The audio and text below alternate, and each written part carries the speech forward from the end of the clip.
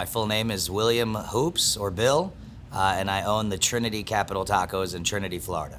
Yeah, I go back to my teens. I dropped out of high school when I was 16 years old. I was prodigy of a single mother who, just was barely making it, nickels and dimes. So I left high school to go work 2 jobs. One of those checks I gave to her. The other one I was a teenage boy with, right? There was a random ad in the paper, and it said, hiring firefighter. I said, okay, I can fight fires, right? As long as they're not too high up, I'll be good, right? But they answered the phone, USA Navy, and they said, how can I help you? And I said, how can you help me? And it was 2 days later, I was in a Navy recruiting office, and it was 6 weeks later, I was in Great Lakes at Navy boot camp. And this was February of 2000. And I spent the greater part of my adult life, 17 years in the United States Navy, making it all the way up to the rank of Chief Petty Officer. 14 of those years I spent as a career recruiter. Got out of the Navy, I was a teacher here in Pasco County for 4 years. While doing all this, I'm running 18 softball teams throughout the state for girls softball from 8 to 18 years old. My daughter was chasing a dream, and I was helping facilitate that, right? So through that, people saw that I had a network of softball people, and a company called Premier Girls Fast Pitch reached out to me and asked me if I wanted to start running tournaments and getting into events and things like that. And that's a lot of fun, right? Like that's a ton of fun. It's fast paced. It's something different every week. And, that has been really good for the last 6 years. I sold my house after living in it for 9 years. And with the money I made from that, I bought this. I started my first business when I was in the 7th grade, selling Snickers and blow pops, right? I'm walking in the 7th grade after Halloween. I got a Snicker and a blow pop, and this girl, says, hey, can I get the blow pop? I said, yeah, sure, for $0.25, right? And she said, okay. She gave me $0.25, and it was shortly after that I started taking food stamps out of my mother's purse and going down to Walgreens and buying $40 worth of Snickers and blow pops and going to school and selling them. And I was making $200 a week off of candy, except during Halloween, right? And that helped pay the rent for a long time. So to go from that to, now being able to give 20 people a job. Ooh. Anyways, this is a lot of work, right? So here we are. So that's what I was doing before Capital Tacos franchise. What are some of the push or pull factors that led to Capital Tacos? One, I've lived in the county for 13 years, right? So, they've been here for 75% of the time that I've been in the county. As a teacher in 2016, as a teacher, we would go to the district offices, which is right off of 41, which is where the first office, the first store is. So when you were on lunch for training at teaching, you go, hey, where's everybody going for lunch? Well, hey, there's a taco joint down there called Capital Tacos. Let's go check it out. So literally once a month I went for training. Once a month I went to Capital Tacos. This was 16, 17, 18. Somewhere in 18, 19, I noticed they opened one right down the street from my house. So now we started going to that, which was closer to the school I was working at. So just seeing the brand, seeing them pop up in different locations, knowing that they were a growing brand. At the time, though, when I was looking into franchising, they weren't franchising. In November of this past year, I actually put a couple $1,000s down towards another franchise and was getting ready to move forward towards that. They had me for an area north of where I'm at now. And then in January, when I saw that Capital Tacos was franchising, I reached out immediately, started having the conversations, going through the process. This area is booming, is growing, North Pinellas, West Pasco, they're building something new every day. So being able to introduce an already well-known brand, but to a different part of Pasco, that was huge. And then realizing they were just franchising and I had an opportunity to get in there and help them build something from the ground up, that was equally as important. So yeah, I left the other one high and dry. I lost some money there, but I've gained a lot here, and I believe I made the right decision.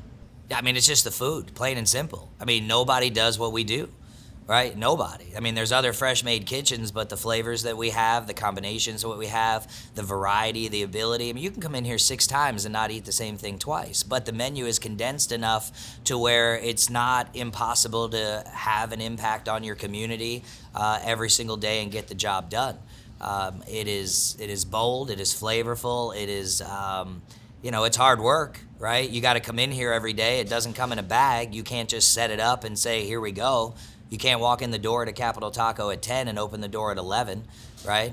You could walk in at 8 and open the door at 11, but everything we make is fresh made, from the ranch to the peppers and onions to, the adobo chicken to every single thing. There's not one thing in here that is grab and go. It is the definition of fresh made, and the flavors and the just the food itself speaks for itself. I think customer response speaks for itself, right? It is a process, right? We're 101 days in, right? So customer response to our store has increasingly gotten better because we're getting better. So as we get better, customer response is getting better, and when we get it done right, the response is unequivocally growing, right? I mean, we're at the 100-day mark, and we're still having our best weeks. So, that's exciting. It was very important to me as an event promoter of owning another business to be able to have things like catering, a food truck, a food cart, to be able to know that I can rely on, not only the people in my store, but corporate support to be able to maximize what I'm putting in and what I'm getting out. Currently, we turned on catering in this store after 30 days of being open. We felt like we were operational enough. We felt like we were there. I felt like, I could push the people to get better, and they would rise. And my store has done, my employees have done nothing but rise to the level of training that we've gotten from corporate as well as we've given ourselves. So, and then I own a food truck. I went out and I purchased a food truck that Capital Taco supported. And owning my other company, I have 40 weekends a year where I have people coming and participating in events with this company. So now I'm bringing the food truck and setting up as the concessionaire at those events. And revenue stream is a part of that, but also being able to deliver this product to the masses. I mean, that's really important as well, because the more people that see this product, the more people that come into this restaurant that try this brand, the more people are coming in. I track foot traffic in my store. Sales are great, but where am I getting it? So I think that is part of the other revenue streams, being able to cater. When we cater, not only do I set up the catering, but I leave 10 to-go menus by the catering so that people that are eating my food can now take my menu home. You know what I'm saying? And then certainly the events, we booked our first wedding. We had a tasting in here in the restaurant. We're making little mini tacos and letting people try them, and we're trying to beat out the guy down the street. We're working with event promoters, wedding promoters, schools. The short answer is catering, food truck, whatever you're willing to get up and go out and do and get. I'm learning quickly you're going to get as much out of this as you put into it. Corporate and just being here is going to generate the foot traffic. But if you're hungry and you want it done right, keeping it capital is the only way to go. Catering doesn't cost anything but the materials to build it, right? And the foot traffic and the footwork to go get it. So that is very, very important, right? We have a very high catering revenue stream here. The food truck was also, again, not expensive. I got a 14x8 event trailer that's got, one fryer, a grill, a prep station, a couple refrigerators in there, and a portable POS system that works well on the go.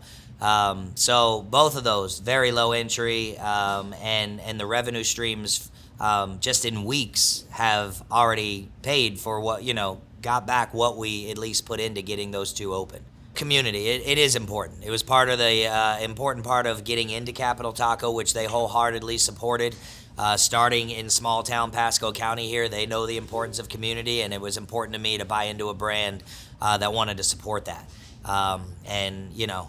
They have done that, and we have done that, and we are getting out into the community, and we're embracing the schools. They're embracing us. We take the trucks to Food Truck Friday at the schools, and we were there at Little League opening day, and just those things are more about being out there and letting people know you're here than they are the bottom dollar for sure. As the first franchisee of the system, it has been, I would say very good, right? I would say it's been very, very good. I would even use the word great, right? It really has.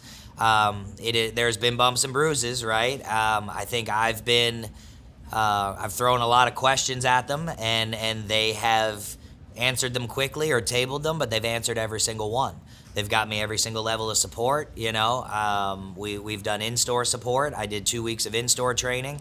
They came here for 2 weeks, and then being a new franchise owner, I asked for another week of training, which they happily provided, right? And that was more of just, the first week show you, the second week you do, and then I think the third week I just wanted just to make sure, we were good to go. And but countless phone calls and follow-ups, and we do a Monday meeting.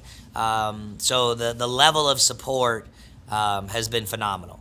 They have guided us to the things that we didn't know. They have taken suggestions from the things that we as outsiders who are now coming onto the team say, hey, can we make it better this way? And some ways they have, in some ways, but they've heard us on all of them, and they've responded to all of them. So I don't think they could have done better on the support side. Just being fair. Opening day was really wild, right? Because you have this idea of what it's going to be, right? You have this idea of how it's going to go and all of that, right? And the reality is opening day ended up with me on the grill for 16 hours.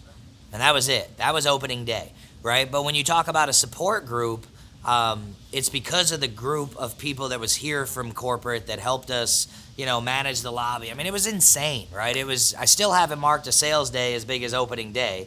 But I mean, I think it was almost a $10,000 day, right? Like, it was absurd, right? Like, that was, I don't know. I don't know how that ranks on numbers, but for us, with a line all the way out past the Cold Stone here, that was a busy day. The first customer came in at 11, and the last customer walked in the door at 9.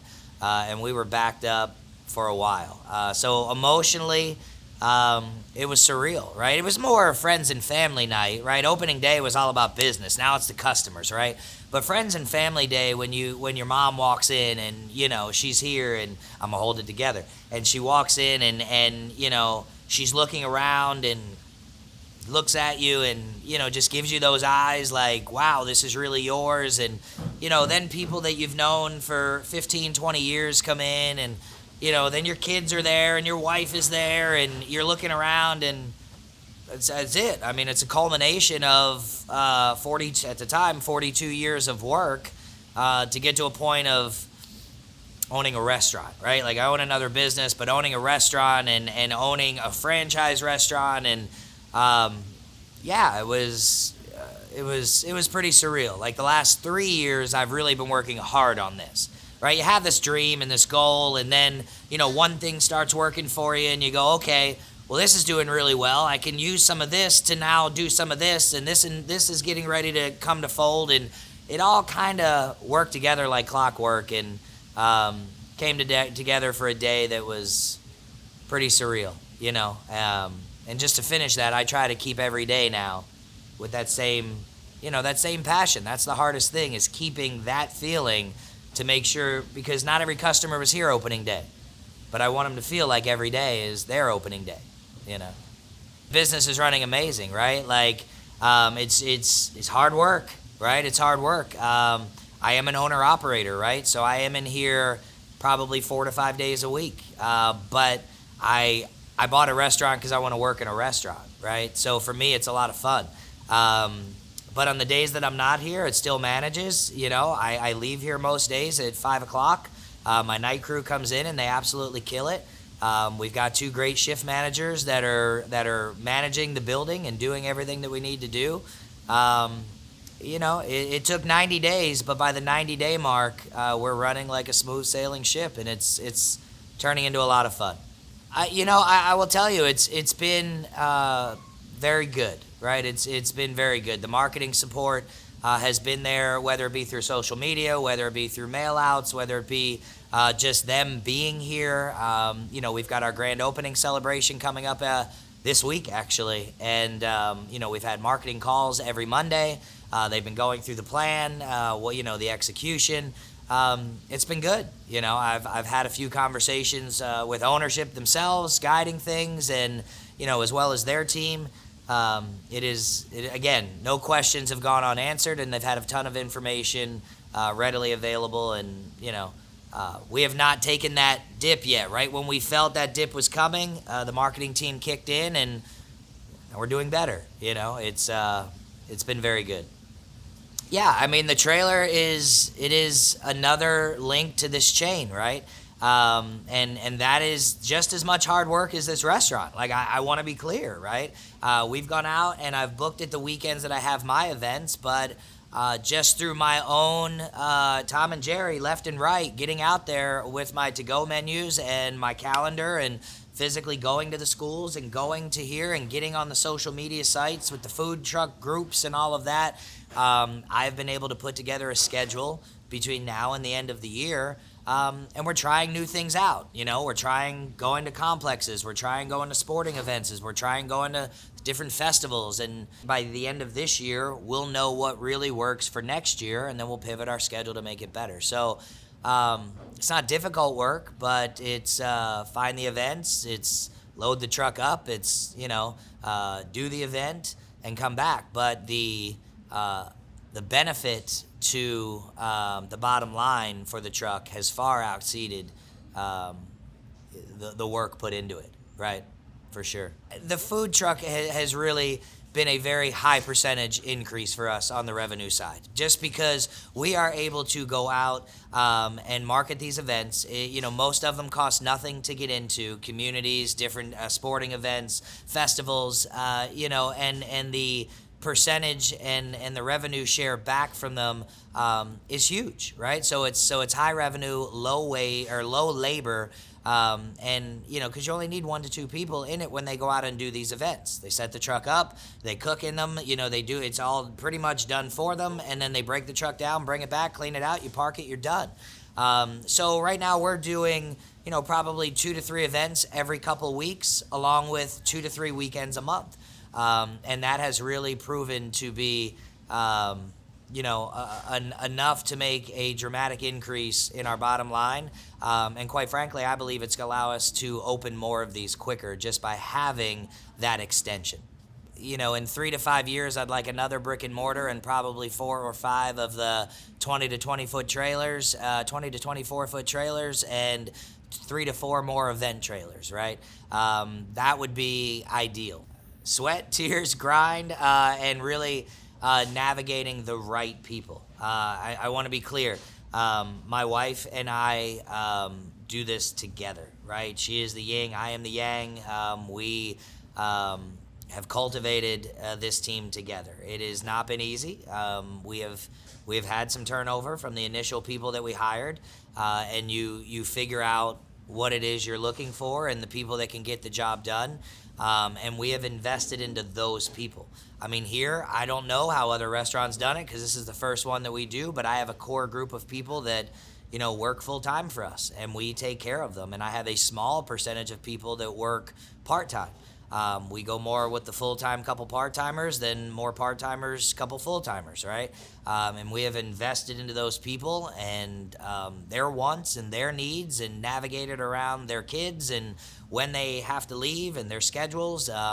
And we have tried to be supportive of their lives, knowing that we're trying to help them support their lives and they're trying to help us change ours, right? I'm a firm believer in team. 20 years in the Navy helped me build a culture of people that had to go out and do a job on the pointy tip of the spear that was life and death, right? So knowing how to manage a team, how to lead a team, and how to just take care of people, because that's the biggest thing, and one of the greatest reasons that, I wanted to lead a team is people. We do nothing in here. The lights don't turn on without the people behind me. They just don't, right? I could be as good as I want to be, but it takes 5, 6, 7, sometimes 8 people in here to get the job done right. And 99, 100, you can count every percentage, is because of the people that come in here and bust their butts every day. So we've just done it through taking care of people, making sure they know they're appreciated. We have monthly meetings, first Monday of every month. We come together as a team. We've got our employee of the month. We just recognize people for their achievements here, and we try to give back to that. Would I join Capital Tacos again? The answer there doesn't even take a hesitation, and it's yes. Right? Here's why. I spent 3 years researching with the franchise gods. I had multiple conversations with, multiple big box brands, and I sent my resume to probably 50 different franchises, and I got probably 35 different calls back. And like I said, I bought into another franchise, and then I had an opportunity to do this. And knowing the brand and knowing the growth and knowing where they were going, and then having conversations with ownership, having conversations with their leadership, and now 90 days in, having built those relationships and they are what they said they were, now it's no question, right? 100%. I would open this store. There would be some things to be done differently, but that's growth and that's development. But yeah, without a shadow of a doubt, yes, I would buy, listen, I'm working on buying the other ones. So, if one didn't work out, I would be one and done. But this is not a one-hit wonder. We're going for that 5 to 10 year vision. And yeah, we want to sit down and get some more for sure.